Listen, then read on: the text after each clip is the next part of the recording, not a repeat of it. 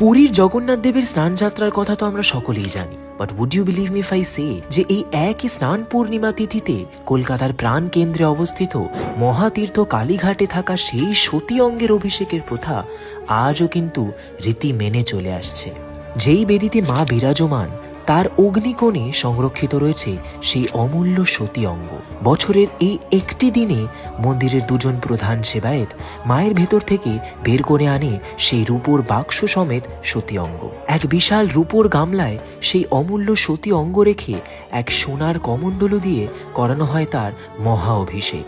এই স্নান বিধির পূর্বে সেবায়েতরা নিজেদের চোখ এবং হাত কাপড়ে মুড়ে ফেলেন, কারণ সতী অঙ্গের কোনো রূপ দর্শন বা স্পর্শ করা একেবারেই নিষেধ। মায়ের সেই পবিত্র স্নানের জন্য প্রত্যেকটি সেবায়েতের বাড়ি থেকে আসে এক ঘড়া করে জল। স্নান সম্পন্ন হলে 3টি খাঁটি সোনার জড়ি বিশিষ্ট বেনারসি শাড়িতে সেই সতী অঙ্গ মুড়িয়ে